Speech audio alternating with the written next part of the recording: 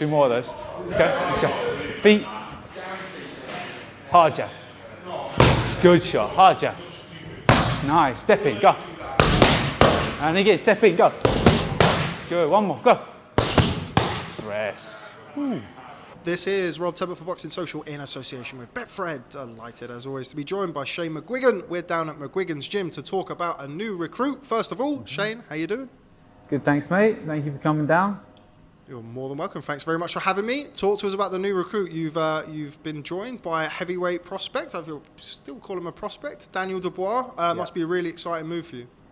Yeah, hugely exciting. He's a 6'4.5", 110 kilos, can punch, and he's only scratching the surface of what he can really do. So the fact that he's so young, we linked up. Obviously, we don't have a lot of time before this fight, but I think it's gonna be a really exciting journey. I think I'm gonna get a lot out of Daniel from an athlete and a fighter's perspective, and we're gonna take the heavyweight division by stride. And again, dip. Again. So don't forget about the power. Boom, and dip. Okay. Go on, stay with it. Let's go. So talk to us about the move initially. How did it come about? How did Daniel Dubois end up in the University of Kent? Well, Caroline came down in January. She did a few sessions, and I was speaking to the dad and just discussing about Dan and stuff. And he was in the process of then moving trainers. But I think the location being down here, and him living in Epping, I think he just decided to go with Mark. But I got a phone call midweek last week, and he said, "Look, are you still interested? I want to bring Dan down," and it's all come about very quickly. But as I said, we had a discussions beforehand, and it was kind of on the cards back then. But we just had to sort a few things out, and now that everything's sorted out, we're both in agreement. We want to move forward, and we want to take this next stage of Dan's career, rebuild him, and make him an absolute machine and a force in the heavyweight division. Turn it. Better. Nice. Again, that's my line. So go. Boom, boom. Perfect. Let's go. 5 of them. 1, 2. Power and hook. 3. Power. There it is. 4. 5. That's it. 2 more. 1 more. Nice.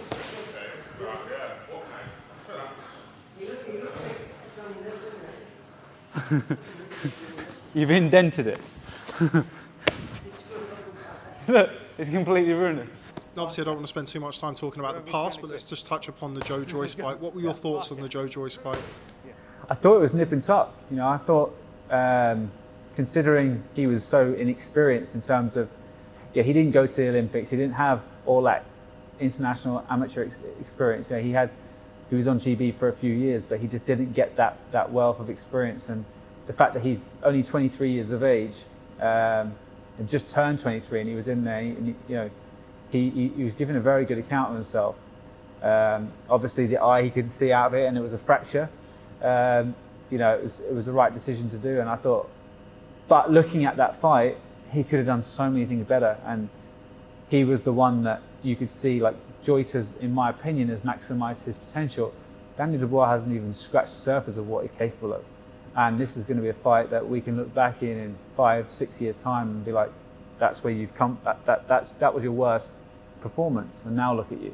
Look where you've got to. And there's a lot of work to do technically, but he's an absolute powerhouse. He can deliver so much power in his shots. I need to speed his feet up a little bit, work on his head movement, but all in good time. I was just about to come on to that. The technical changes you'd like to make with him. I'm sure you don't want to go into too much detail. I want to save it for fight night, so to speak. But what are the initial things that you're going to be working on over these next couple of weeks, particularly before the Dinu fight? Yeah, look, I don't want to change him too much. I don't want to make him feel like he's in a vulnerable position. And that's going to take time to change the way he stands. But we're going to work on a few things moving into it. We've got some good quality sparring in this week. We spar Tuesday, we're going to spar again on Friday. I just need to brush up a few little things, technical things, make sure he's nice and fit. And which he is, he's in a good place. And we'll get Dinu out of the way. And then we'll start really navigating our way up to the top of the heavyweight division and making sure that technically he's sound and that yeah, he's just not getting hit with silly shots. Let's go, come on, stay with it. Snap. And again. Good, turn, 1, 2. Good, more power. Good, hit. Nice. I mentioned to him about what we see on the wall back there, Chris Billam-Smith, Commonwealth champion, Lawrence Okoli, new world champion, Anthony Fowler, ex-Olympian. He said, you know, the prospect of training alongside these guys was a massive pull for him. How important is that for them to rub off on Daniel at this stage of his career? Yeah, I mean, I think that's a massive factor. You know, the fact that he has a world champion in Lawrence Okoli in the gym. You know, he isn't necessarily the top dog. You know, he's there, he's learning. That's where he wants to get to.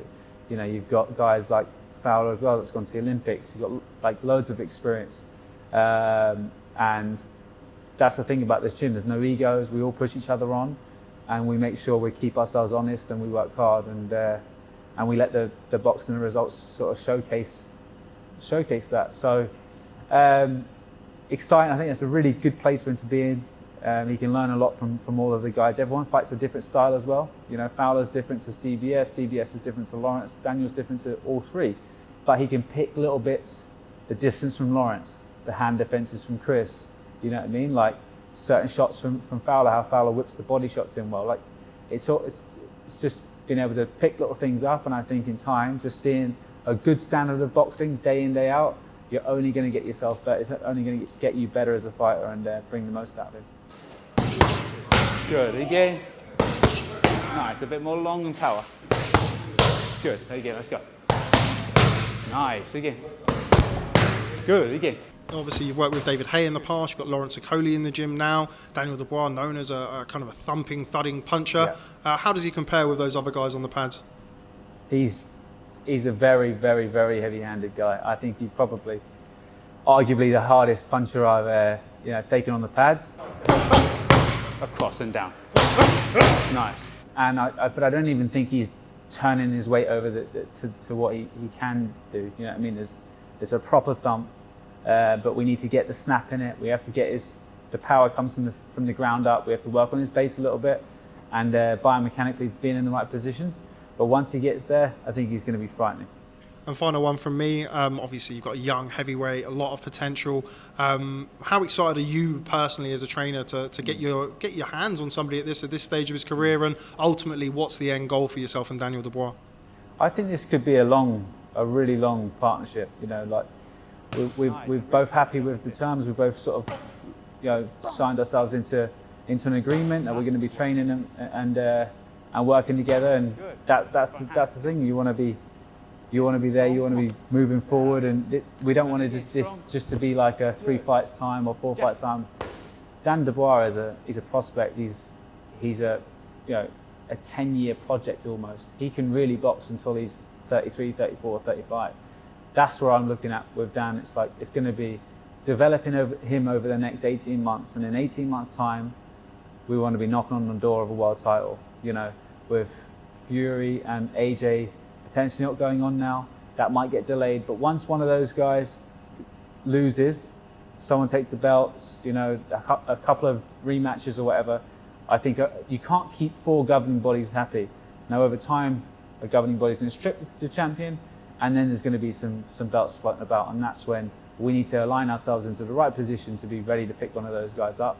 And that's the goal. We don't want to just fight big names. We'll win world titles and then make sure we get the names after that. Good. And again. Woo! Okay, exciting times indeed down at McGuigan's gym. Shane McGuigan, always a pleasure. Thanks very much for speaking to Boxing Social. Look forward to catching up with you soon. Cheers, Rob. Thanks for coming down. All of you guys. Appreciate it. 6 months of that.